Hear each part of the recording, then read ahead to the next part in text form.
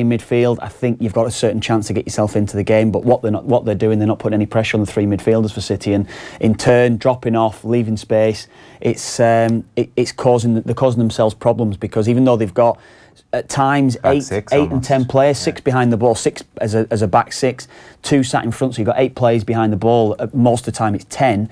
By lacking that pressure in midfield, all you're doing, you're having a runner from deep, and it's able then, what we see from City so often, they can clip it in behind you. So even if there's no space, they're still able to clip it with the quality they've got, and that's where they seem to be getting in every single time at the moment, City. Okay, 1-0, 22 minutes gone. I guess 1-0 after 22 minutes isn't so bad, but they're living dangerously. Well, listen, you look at the moment, it's still 1-0, coming up to 25 minutes. Yeah. You're doing okay.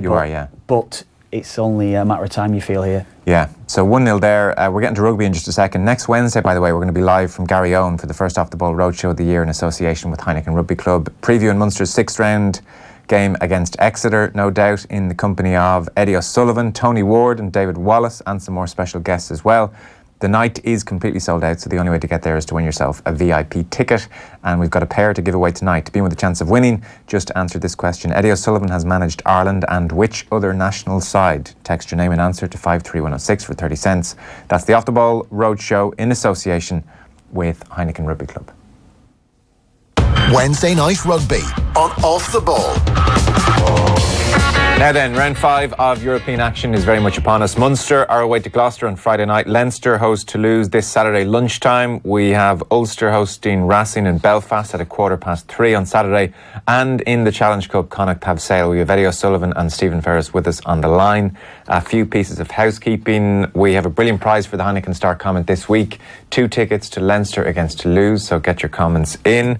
And we'll have a lot of the rugby covered over the weekend as well. Leinster against Toulouse will be with Conor Morris, Keith Wood and Kevin McLaughlin. Ulster against Racing will be brought to you courtesy of Oisin Langan and Andy Dunn. And we'll have updates on Connacht against Sale from Jenny Murphy. And final piece of housekeeping, I should tell you that in aid of the IRFU Charitable Trust, Stephen Ferris is climbing Kilimanjaro on Monday. Hello, Stephen Ferris. Hello, how are you? Just climbing Kilimanjaro on Monday, is that all? Yeah, as you do, Joe, as you do. Round of golf beforehand, or no? Just no golf. I'm saving the knees and the ankles, but yeah, it's all for a great cause. The RFU Charitable Trust. Shane Byrne from Leinster, Marcus Horn from Munster, and Mike McCarthy, Leinster and Connacht. So the 4 of us are taking our own teams up there, and hopefully we all reach the top. That's the goal, and to raise plenty of cash. How long does it take somebody to climb Kilimanjaro? Well, there's a few different options. We're taking the longer route, trying to acclimatise better. The old altitude sickness can kick in, especially when you're trying to get to 5,895 metres. I think the tallest mountain that I've climbed previous to this is 850 metres in Slieve Donard up here in the north. So it's going to be a challenge for sure, but I think we're going to be away 10 days door to door. I think it's 6 days up and a couple of days down, so nice and slow up, and then get down as quickly as possible, I think. Okay, and all for a good cause. Good man. Eddie, you're not climbing anything anytime soon, are you? Well, I was just talking to Stephen about this before Christmas, when I was saying to him that there's no way in God's earth would get me up a mountain that started with the name Kiliman. So I wish him luck, but it's probably past my best for doing that sort of thing. Right, okay. Well, listen, the best of luck from all of us. Good man, it's for a good cause, Stephen. Cheers. So, the weekend. I mean, Eddie, this weekend sets up, certainly from an Irish point of view, when you look in the Champions Cup at the 3 games, it's about as tantalising, interesting, tricky and significant a weekend as you'll get in European rugby. It's really, I mean, it just looks beautiful from this vantage point. Well, it'll be beautiful if we all come through it, but that's the tricky part. We're at that business end of the season with the European Cup that, you know, the last 2 games of the pool really decide where everyone's going afterwards. And as it turns out, there's an element of jeopardy around all the 3 provinces in the European Champions Cup. Like Leinster are second in their pool. Yeah. If they were to lose, I think they might find themselves not getting out of the pool. You like think they'll get there yet, but it suddenly all comes down to the last game. Munster leading the pool, but like the 2 teams at the bottom, Exeter, Chiefs and Gloucester, still a dog in the hunt, you know. And Exeter have to go to Thomond Park. Probably the one team I wouldn't like to have to face off in Thomond Park, because they're a tough side no matter where they are. And then obviously Ulster, you know, Racing have controlled that group and they'll go after it. And, you know, if they lose in the weekend, Ulster again looking for the last game to maybe get them a place. So it's all up for grabs. Yeah. Like, there's nobody in a position where they can take a breath here. And this weekend is pivotal because you either, you know, you can't qualify this weekend, but you could rule yourself out of qualifying this weekend. And that's the problem. Yeah, and that's half the beauty from our point of view, Stephen. These games are all pretty much unmissable. Yeah, they are, and it's just such an exciting weekend of rugby. Thankfully, I'm going to be up in Belfast here watching the game and commentating on the game, and it's just, you know, there's a real buzz around Belfast. I'm sure that's the same in Dublin and the same in Limerick. And as Eddie said, just to reiterate everything that he said, you know, these are games that you can go out of the competition very easily, or you can get the win and keep yourself very much in it. I want to get your thoughts on all three. Would you mind just start with Leinster Toulouse, so the 4 times champions against the 4 times champions? As Eddie said, Toulouse are on 17 points. Leinster at the moment are the best placed runners-up across all the pools. They're on 15 points. Kicks off at 1 o'clock. No Johnny Sexton, we can probably safely assume at this stage. It would seem very unlikely they're going to risk Sexton on the eve of the Six Nations. No Devon Toner, which doesn't happen very often. Robbie Henshaw, probably unlikely as well. No James Lowe as well, suspended. So, I mean, they're serious players to not have in your side. Talk to us about this game, Eddie. There's a whole host of things. For a start, it should be a really brilliant game. The return leg of that game in France, the 28-27 game, was a great game. Lancaster was talking about the Toulouse style at the moment, and he was, you know, talking about trying to analyse them in the build-up to this game. He says, of all the tries they've scored, over half of them are off counter-attack, which is incredible. If you look at the top tries of the European season, I reckon Toulouse will have the top 5 at the moment in terms of their running ability and their unstructured rugby. We pride ourselves in Leinster on our ability to play unstructured rugby, but they are at a different level. They are outstanding. Well, I think Toulouse have reinvented themselves in the last couple of years. They're certainly probably the most attractive French team to watch at the moment. They're back to Toulouse of all that we've won 3 Heineken Cups, because they're playing with a wit on their game. They're playing a power game as well. They have a nice combination. But they're still a French team who, you know, have to come away from home. I mean, they still struggle to beat Leinster at home. It was a 1-point game. So you still like to think Leinster are the favourites. But then when you factor in the guys who are missing, you know, like Sexton, Toner, and then Henshaw's never going to be there this weekend. Yeah. I think that kind of loads it back towards Toulouse. And they'll sense that if they can win in Dublin, that they're home free. Really, you know, they're not going to fall up the following week against Bath at home, and that would be looking then down the barrel of it with a good finish or home quarter final. So there's a lot on the table there for Toulouse not to show up. You never know what French teams are still capable of not showing up, but I think this Toulouse team will come and play, and it's kind of a game where if Leinster getting top of them early on and kind of get their foot in their throat, they'll probably give up and go home and take their chances the following week. But as long as they're in the game, Leinster are going to have their hands full. And, you know, you're missing Sexton, who's a key guy.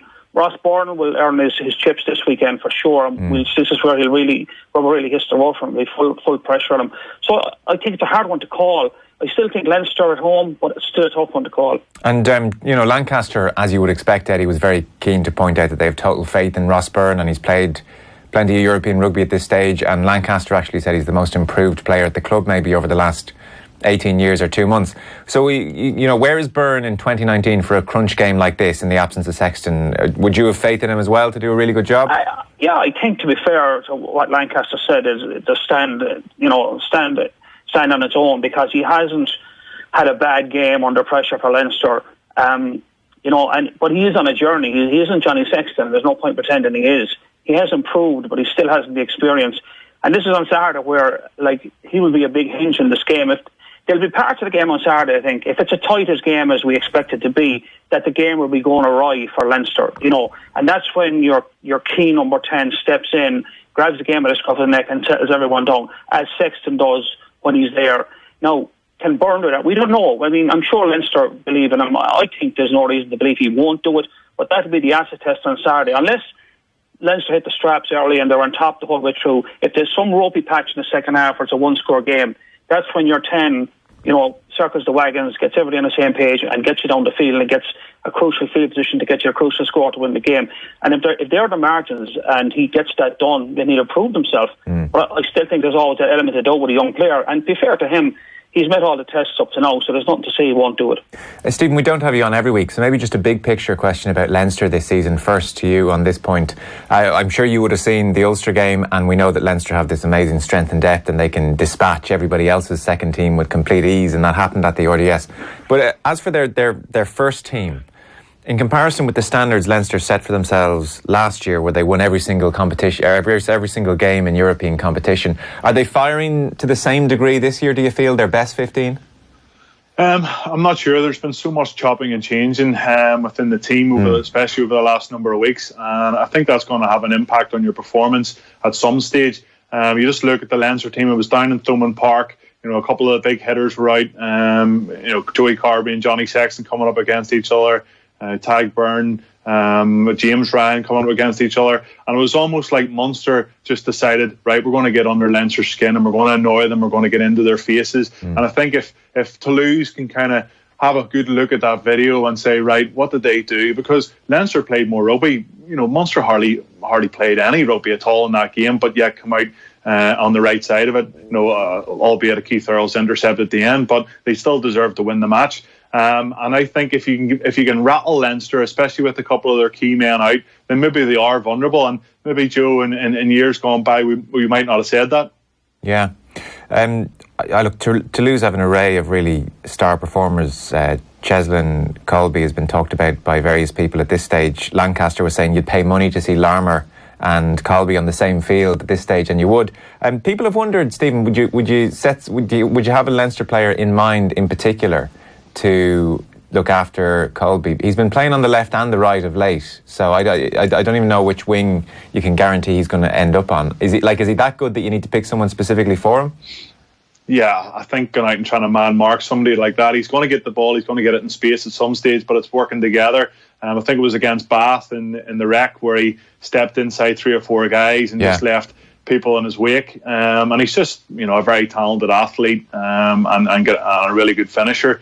So for me, it's just about, managing the game, and when he does get the ball, you make sure and try and shut down the space early, and you try and use the touchline if you're a winger to your best of your ability. But sometimes somebody of his ability will just be able to step in. It's that man inside or outside that's going to have to make the cover tackle. So he'll be talked about, he'll be pinpointed. I'm sure Lancaster a couple of high balls on him maybe early on, really test him and get into his face and make sure and let him know that he's going to be in for a really, really tough game. And I think getting into the psyche of a player like him might be better than the other end of it in terms of his playing ability. Yeah, Eddie, totally accepting Stephen's point that it's a team effort to stop a player like Colby. Do you have a Leinster player in particular in mind who might go on that wing to face him? I don't think there's anyone in particular. I mean, it's about whoever's on him doing certain things well, and it's about, they'll obviously do an all analysis on him, but what they might do is they'll make tactical adjustments that, let's say he shows up on the right wing, is that the left winger marking him. Like, Leinster play their wings high a lot anyway. They do like to play their wings high and get more people into the line. But you might on that side play your winger very high and give him no space whatsoever. And then if Toulouse want to kick in behind, maybe play your sort of sweeper over a bit further and trade up, make them kick the ball rather than give it to them. Like, any strategy you present to an opposition should make them do things they don't want to do. If they want to get the ball into his hands, then don't give him any space. So then the only option is to kick in behind you and then deal with that in a different way. And Leinster are well able to deal with ball in behind them because they tend to counter-attack well and not give it back. So they might make those slight adjustments, play that winger, whoever is higher in that area, and make sure if they give him the ball that you're right on his face when he gets it, like it's grill on grill as soon as he gets the ball. Yeah. So I think that things like that make a big difference. And then knowing, like, when he likes to come off, which foot he favours, which hand he carries in, all those things add a little bit of juice to it, which makes a difference maybe when he's get the ball 10 metres out and there's 3 guys trying to track him down. So I think things like that are what they'll focus on. You don't want to get too hung up on it either because, if you talk the guy up too much, like people start believing that he's so much better we can't deal with him. Like, he's got as many bones in his backside as anybody else, so the key is when he gets the ball, you put him on his backside, and I think they'll focus on that side of it and not get too hung up. But he is a very good player, and he does change games, but that's what you do. You make adjustments around him without actually frying your own brain as to what happens if he gets the ball. Yeah, fair point. The Lancaster comments have been part of a theme from Leinster this week. They've been really killing Toulouse with kindness. Leo Cullen's come out and said they're a better team now than they were in October when they played in France, and mentioned the likes of Jerome Kino's back in the side, and Jack Conan's been saying similar things. So there's been a very a respectful air to the build-up. How highly do you rate Toulouse then, Stephen? I mean, Eddie's talking about this sense that they're back and they're playing that rugby that they've been playing, and they're unbeaten in 12. I think their one draw in that 12 is away to Clermont, which is very impressive as well. So how good are they? Are they like these? We're talking about real tournament contenders here again. Absolutely. In my eyes, they're absolutely fantastic. I think the last defeat came a couple of weeks before the Leinster game, actually at home to Castres. So, to go on that unbeaten run, it breeds a lot of confidence within the squad. The guys will be buzzing. They have a couple of big names in there, key players that seem to turn out week in, week out for them. So, yeah, I really rate them highly. Rory Best talked in his pre-match interview, or leading into the week against Racing, about three big teams, one being Leinster, the other being Saracens, and the third being Racing 92. For me, I think there's four, and that other one is Toulouse. Right. They're just so dangerous. There's so many guys in the pitch that can just pull a rabbit out of a hat and make something happen. And Stuart Lancaster alluded to it, the amount of tries that they score off turnover. They're just so dangerous. So, when you have a team like that who are flying high at the minute, be coming over to Dublin with plenty of confidence, then you got to say, Joe, that they're a very, very good side. Okay. Eddie, assuming Robbie Henshaw isn't fit, would you throw in Conor O'Brien this weekend? Yeah, I think he's made his case, I'm always reticent to make those calls when you're not watching the guy training. You don't know how he's going in training. You don't know how everybody else around him's going in training or how he fits in. But on the face of it, yeah, he kind of serves to have made his case to be selected. But if they don't select him, you can imagine that there's good reason for it. That, they don't like the look of things for some particular reason. Might be defensive, might be attack. But yeah, I think if he plays, he plays, and I don't expect he'll let the side down. From what you've seen so far, you can only go on the evidence presented here that he's ready for it. So, are we saying here we're still making Leinster favourites, Eddie, in spite of no Sexton, Toner, Henshaw low? You said at the outside that certainly tilts things back towards Toulouse's favour. I think it'll be a very tight game, but I've a sense that Leinster will get it done at home. And I just think they have to be very careful, though. They just have to be really good, clear game plan, execute well. I think they can shut Toulouse down, but they've got to get a lot of things right, or they could get into a bit of a pickle. And I have confidence they get it done, though. Yeah, Stephen? Yeah, for me, I think it's going to be one of those games where it's going to be extremely tight. It's going to come down to one last play or a magical moment from one individual, or Leinster are going to run away with it. And the reason why I think that is because I've played against Toulouse and Belfast. They come up with all their big name stars. Ulster, a team that weren't exactly going well, absolutely romped the victory. So, it just depends what way they travel, where their mindset is. For me, Leinster, they're playing some good rugby. Toulouse are playing some good rugby, so we're in for an absolute ding-dong of a match, I think. Yeah, it's not to be missed. Leinster, by the way, will be away to Wasps in round 6, and Toulouse will be at home to Bath. So that is the Leinster-Toulouse pool.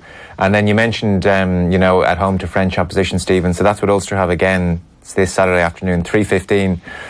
Their European season thus far, so they beat Leicester and Belfast on that horrible, gloomy day in round 1. And then there was the defeat away in Paris to Racing, which people would have expected, I think, 44-12. And what's really ignited their season has been those back-to-back wins against Scarlets, and suddenly here are Racing coming to Belfast. So, it's all teed up beautifully. I think the RDS showed what we all know, which is that Ulster don't have a fantastic squad, but they do have a very good first 15 when they're all on form and the big guns are all coming back. So, where are we in this game? Is there confidence in the Ulster squad to actually go and win against Racing? Or do you think there's mumblings of, a losing bonus point is fine here? No, they'll be going all out to try and get the win. The guys, very much like Leo Cullen and Lancaster and Jack Conan, coming out and giving Racing 92, kind of bigging them up and saying that they're one of the top 3 in European rugby, and blowing a lot of confidence towards towards Racing 92. And I think, yes, there's an element of respect there, but I think everybody in Belfast believes that Ulster are almost the underdogs here. And the reason for that is because of their results over the last 3 or 4 weeks. Now, it's not going to be the same team that takes the pitch on Saturday that's taken the pitch over the course of the last 3 weeks. 4 points from a possible 15 in the Inter-Pros just isn't really good enough. So, rugby, professional rugby is very fickle, and, the fans up in Belfast are quite anxious about this star-studded Racing 92 team coming to Belfast. I think they do have an inner belief that they can get the result, especially at home. They've only lost a couple of games in 30 matches at home, so a good, proud home record. French opposition, pretty good record, beating the likes of Toulouse, Clermont. La Rochelle were supposed to come to Belfast last season and do a number, and they didn't. But one big injury blow, is Ian Henderson, and we talk about him, but he is a man mountain. You look at Bernard Leroux, Nakarawa for Racing 92, and then you kind of flip it over and you think about the Ulster second row, and you go, okay, he's gone. The talisman, the main guy, the heavy duty tight head lock there, he's just not going to be there, and unfortunately for him, he's missing this one. But I think with the World Cup only around the corner, he'll try and catch the tail end of the Six Nations. But yeah, it's going to be another one that you don't want to miss, Joe. Yeah. But Ulster have got so much to play for, and I think that might be the difference on Saturday. Yeah, and you're missing Henderson in the line-out as well. It was interesting. A few people have mentioned Johan van Graan when Munster played Racing last year, said that they had the best defensive line-out in the world, second best after New Zealand, which was quite the compliment. So that's just another aspect of Racing's game. The thing which struck a lot of people about the game in France, Stephen, is that the Ulster scrum was fairly much demolished for much of that game. And, once that happens, you've no chance in France. Is the scrum in any way better now than it was then? I'm not sure, to be honest. It's really is bizarre. They've chopped and changed all season. For me, they'll probably go with young Eric O'Sullivan, formerly a Leinster man, and then you'll have Rory Best back in there, who's only played 20 minutes of rugby over the last 3 weeks, and then Marty Moore. The last couple of weeks against Connacht and against Leinster there last week, the scrum got absolutely demolished. And if there's a key area in this game for me, it's going to be scrum time. They got demolished in Paris. They got demolished over the last couple of weeks, and if the first couple of scrums don't go with you, Eddie will tell you, it can really get into your head, and before you know it, you're conceding penalties, and like Ulster have done over the last couple of weeks, also conceded penalty tries. Yeah, some small crumbs of good news. Teddy Thomas out, and it looks like he'll be at the Six Nations. Simon Zebo's coming to Belfast. The other injury news from an Ulster point of view, it seems Michael Lowry picked up a head injury at the RDS, so he's unlikely. So, Eddie, Racing coming to Belfast. This one is Racing 19 points, Ulster 14 points. This is it's a really nice chance for Racing to put this pool to bed, and they'll know that. Yeah, it's exactly what my view on it is, that they'll look at that and say, look, if we win in Ulster, that's the pool done and dusted, and we can almost romp on in the final weekend when they play Scarlets in Paris, And Scarlets have been poor this season. I know we talked really about Ulster and the back-to-back performances, which whatever credit is due, they were really good performances from Ulster. But then when you look at Scarlets, their season has been very, very patchy. They've struggled in the Pro 14 as much. I think the other thing that makes me worry a little bit is that probably of the 4 provinces over the festive season, like those Inter-Pros, I think Ulster managed those the worst, really. Like they just came unstuck so easily. I know Dan McFarland is probably he's probably a bit shell-shocked from the injuries he had early in the season, where they went down to Limerick and got walloped because they were missing about 10 players, and he's very nervous about having to go to Europe with injuries. But I just think that they've gone now from a situation where they could be second in the Conference B of the Pro 14 to 5th. Now, there's not much in it, but they've kind of over Christmas played themselves out of the playoffs in the Pro 14 by just trying to manage their way through it with weakened teams, and they've come a cropper. They beat Munster all right up in Belfast, but I was at that game. That was probably not a great performance. They got the result because Munster was travelling very light. So, whether you like it or not, if you're losing games, even though it's not just starting 15, it does seep into the psyche of the squad. Everyone's not training every day, and the mood is never the same when you're losing. But isn't there? No, I totally take your point. But isn't there maybe a reality for McFarlane that he knows the squad isn't strong enough? And okay, realistically, they're not going to win at the RDS, and they know that. And then yes, the Connacht game is the one that will stick in the craw a little bit. But ultimately, McFarlane could look at the whole thing and say to himself, "Well, do you know what? We still have time in the season to get back into contention in the Pro 14, and we're only we're on 14 points, so we're just behind Leinster as the second best runner-up team in Europe. So really, I mean, he'll be looking at this month and saying, if I can emerge somehow and sneak into the knockout stages, and then we're vaguely in the mix in the Pro 14, then suddenly the Interpros over Christmas will feel like a long, long way ago. And don't teams, Eddie, have an ability? I mean, Munster famously have done it down the years to put like a horror show of weeks behind them and suddenly turn it on for Europe. That feels like the kind of thing Ulster can do in Belfast. I agree 100%, and I think you've just verbalised, if there's Dan McFarlane's sitting here, he'd say that to you, because I think that was his metric.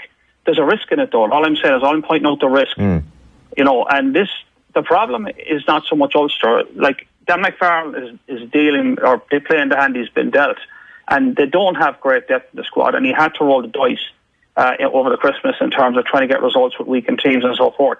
But the problem is Racing, who are in position to seal the group off, and that if it was another French team coming, that they might take it or leave it. But I just think this Racing team are on a mission. I mean, I think Jackie Lorenzetti wants to win a European Cup, and that has a big impact on a French club. If the owner wants to win in Europe, the club plays well in Europe. And what we've seen of Racing at the moment, they want to win in Europe. I mean, they came close last year. No cigar. This year they're going for it. So that's the problem Ulster have, is that Racing will come to town. Now, I'm not ruling Ulster out winning that game. We know Ravenhill, Kingspan City, I don't know what to call it, with a full house in Europe is a dreadfully difficult place to get a result. Very difficult. And that stood Ulster in great stead over the years. That really hasn't changed, and the place will be rocking for that game. But it's the tricky one, and I think the problem for Ulster is they'll lose that. Then they're going over to the Tigers the following week, away from home, trying to save Europe. And that brings extra pressure. They know that. They know there's no wriggle room here.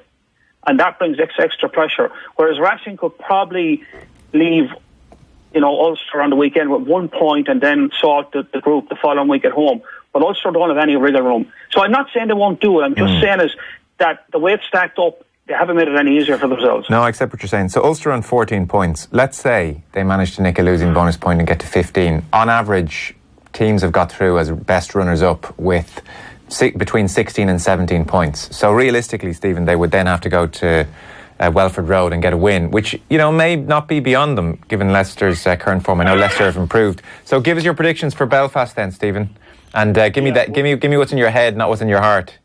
Yeah, no. Trust me, Joe. I think Ulster's whole season is riding on this one game. And the reason for that, over the last few weeks, everybody's a bit down in the dumps about Ulster Rugby at the minute, and they're not playing that well. But if they can turn it around, as you said, sneak into Europe, those bad games will be quickly forgotten about. And just to kind of go back in those games, I have a small bit of sympathy for Dan McFarlane, because he can't afford to get any of his first team players injured, and that's why I think there were so many guys rested over that Christmas period, because if they had picked up another injury or two to key men, getting into this Racing game when you need those key guys, you're absolutely stuffed. So I can understand that, but at the same time I agree with Eddie, when you're stacking up the losses, it can get into your psyche a bit. So for me, I've been there, I've done it in an Ulster jersey when the French teams come to town. I think it'll be a close one, but for me, Ulster are going to sneak it and try and get their season back on track. Okay. Do you want to give a splash of cold water into Stephen Ferris's face there, Eddie? No problem there. I worry for Ulster this one. I have a sneaking feeling that Racing, if they show up like they know they can, they'll sneak it. But I'm not ruling Ulster out. I'll probably get a bit of stick for that, but I think Racing have a lot of shots in their locker, and I think they know they can secure their quarter-final place next weekend, and they'll go after it. Okay. Time is coming against me now. So Friday night lights at Kingsholm, Gloucester against Munster. Pool 2 is the most competitive pool across the Heineken Champions Cup. Munster are top of the pool, which sounds great. They're on 12 points. But but Gloucester, who are bottom, are just 4 points behind them. So it's Gloucester 8 points, Exeter 8 points, Castres 9 points, and as Eddie said, Exeter go to Thomond Park in round 6. So Gloucester against Munster, 7:45 at Kingsholm on Friday night. Gloucester 4th in the Premiership. It seems on the team news front, Danny Cipriani is going to have a fitness test on Thursday, tomorrow. And Ackerman was saying that Cipriani says he's ready to go. So we might assume, for the purpose of the conversation, that Cipriani will play. Gloucester weren't terrible by any means, Eddie, when they were at Thomond Park, up until the Cipriani red card. And before that, they'd had, I think, Tom Savage yellow carded. Munster are coming off a great Christmas, you know, the total opposite to Ulster. So they're feeling pretty good about life. Chris Farrell, maybe the only blot in their copybook. Yeah, I think the Gloucester, you can't read too much into the Gloucester game at Thomond Park. I mean, you know, Munster won that, I think, just 36-22. Yeah. But the game was skewed by the yellow and obviously Cipriani's red. And I think that took the fizz and pop out of Gloucester. They knew they weren't going anywhere. So, I mean, Munster weren't complaining, but I think that skewed that game considerably. There's always one group in the Heineken that's a crazy group because the results go. And the big result was when Gloucester went to Exeter and beat Exeter, and then Exeter went back to Gloucester and beat them. So that's kept those two teams in the fight. Probably the more dangerous of the two is the one I worry most about is Exeter, because if Exeter get the job done next weekend against Castres at home, which I expect they will, and they might stick a bonus point on the back of that as well. Mm-hmm. They will really fancy their chances going to Thomond Park. And Exeter are one of those teams. I mean, if you were to pick a team in the Premiership in England that you didn't want to play, Exeter are one of the teams I wouldn't want to play. They're incredibly attritional, incredibly physical, incredibly dogged. And if any team can roll into Thomond Park and throw a spanner in the works, they can. I think Gloucester would like to think they can, but I think Gloucester's problem is going away to France the following week. But having said that, Gloucester are a team that have fluctuated this year between good and bad, and very good and very bad. So I don't know, if Gloucester play very well, there's a chance that they could beat Munster. But I just back Munster and their experience to get it done away from home. They've done it before. They certainly shouldn't be caught short against a team like Gloucester, who are pretty good in the Gallagher Premiership, but I don't think they're a full metal jacket yet. So I would think Munster should get that done, but it's not a given. I think they'll have to work very hard for it. But having said that, I think they do have to get it, because it'll be very, very sweaty palms and Thomond Park the following week with Exeter arriving. Yeah. Stephen, there's no wiggle room for Munster, really. Are you backing them to go to Kingsholm? I am, yes. They've been there before a number of years ago, and they got a couple of famous victories over there. So they've been there and done it. Two South African coaches going head to head. It's going to be a very intriguing one, but I totally agree with Eddie. And I've actually been speaking to a couple of former Exeter players who have been speaking to me just about generally having the old phone calls when I'm up and down to Dublin and chatting about rugby. And they definitely fancy their chances coming to Thomond Park and getting a result. And I wouldn't put that against them, because, watching Munster play Leinster, a good team in Thomond Park, they played absolutely no rugby. I was just wondering, how are they going to break down this Leinster team and score tries? And apart from the maul try and the intercept, there was so little rugby. Their phase play wasn't great. And they were slightly better, obviously, against Connacht. But against this Exeter team coming next weekend, I know we're talking about next weekend and not talking about this game, but I think there's just so much riding on it the following week, because this Exeter team, a bit like Toulouse, they can score from anywhere in the counter-attack, but they've got the muscle and they've got the grunt up front. And if there's one team that doesn't know when to lie down, it's definitely Exeter. So, for Munster, get the job done this weekend and then think about next week. Yeah, okay. So that's the Champions Cup. Very briefly then, the Challenge Cup, again, not on television. Connacht have Sale this Saturday. We'll have updates from Jenny Murphy. They're 3 points off Sale. Connacht. Sale beat Saracens over the weekend. Eddie, I think I heard you on commentary over the weekend for the Connacht Munster game. We were just commenting here the other night that Connacht are 12 points better off than they were at this stage last season. They're still in the mix in the Challenge Cup. They're in a good place again, aren't they? Yeah, I mean, the mood in Galway is, you get a sense when you're in the stadium for games that the mood is very good. I keep saying this, and because it keeps happening, is that Connacht are playing with a smile on their face. They're really playing a nice brand of rugby. There was a time when they might have, on last weekend, they might have got Munster, but two things let them down again. The same thing let them down against Leinster. Their game management at times can be poor. in terms of when to put the ball to the ball and get down the other end of the field.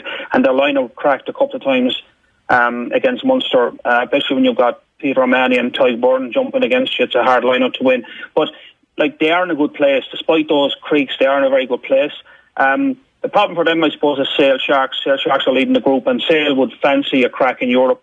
And the thing about that, the Challenge Cup, is it's a very mixed bag. You can meet some terrible teams in it. You can meet some very good teams. Like, you look there, Harlequins are still in it. Worcester Warriors, Ospreys, Clermont, Northampton. Stade Francais is still floating around there. Now, Stade Francais are a bad place. But the point is that it's a funny competition. And I think, Sale Sharks will fancy their chance in this one.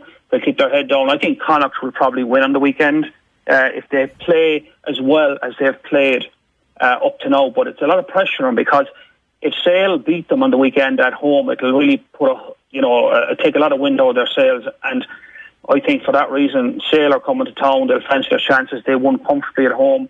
So there's a few things stacking up against Connacht. But I still like the way they're playing. I still like the energy they have, and I'm just hoping they'll click on the day. But they'll have to get it right, because Sale are a team that are not in a bad place at the moment either. Okay, well look, round 5 is shaping up beautifully. It's not to be missed, and then round 6 will have plenty at stake as well. We draw breath, and then suddenly it's the Six Nations, so it's bubbling away very nicely at this stage of the season. Eddie, thanks as always, and Stephen, the very best of luck at Kilimanjaro. Hope all goes well. Thanks, mate. I'll bloody need it. Come back in one piece, all right? I'll try. All right, Cheers, Stephen guys. Ferris, Eddie O'Sullivan. Thanks, lads. Good night. Cheers. Wednesday night rugby on Off the Ball. Come down and get a sense of humor. You Couldn't Make It Up is back. It's News Talk's irreverent and impertinent panel show, where news and comedy collide. Don't go to the hospital just yet. Each week, a host of funny folk will pull apart the stories making the headlines and reassemble them in a pair of surreal and downright silly performances, all in front of a live